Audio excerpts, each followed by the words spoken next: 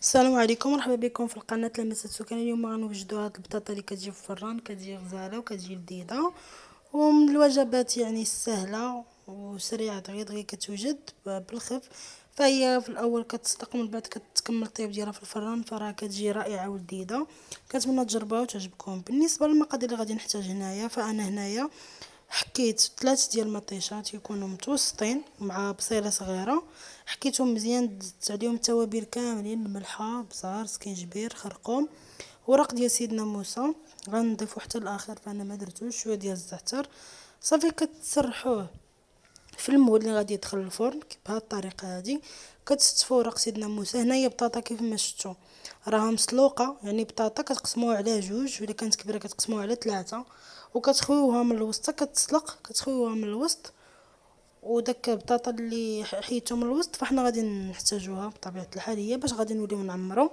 فراه كتجي زوينه بزاف، كنتمنى تجربوها وتعجبكم، تبارطاجيوها مع العائله ديالكم والاصدقاء والاحباب، وما تنساوش تفعلوا الجرس باش يوصلكم ديما الجديد. بالنسبه لديك البطاطا هي كيف ما شفتوا، فانا ضفت عليها هنايا فلفله مقطعه، فلفله خضراء مقطعه، وغادي تضيفوا عليها زيتون مقطع، والكفته او الطون كيبقى لكم الاختيار، او صدر ديال الدجاج او لاداند، كتزيدوا مايز واي حاجه كتبقى على الاختيار ديالكم. هنايا زيتون مقطع.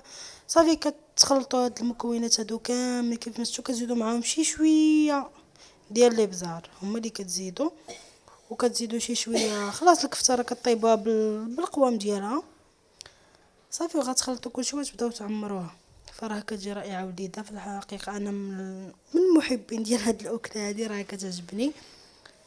صافي هنايا بدات كنخلطوا، كتخلطوا المكونات كاملين صافي، وكديروهم ديك البطاطا كتعمروها. كان عندكم الموتزاريلا كتحكوه تديروه، انا ما كانش متواجد عندي، درت غير الفرماج ديال الساندويتش. صافي هادشي اللي كاين، وكتدخلوها الفران. يعني كتكون البطاطا طايبه، يعني كتزيدي داك الحشوه انها تطلق فيها داك البنه ديالها، وداك المطيشه اللي درنا لاصوص والبصله حتى هي كتطلق لنا داك كطيب. صافي هادشي اللي كاين. دابا غادي نخليكم تكملوا الفيديو، كنتمنى تكملوا حتى الاخير باش تشوفوا يعني الطريقه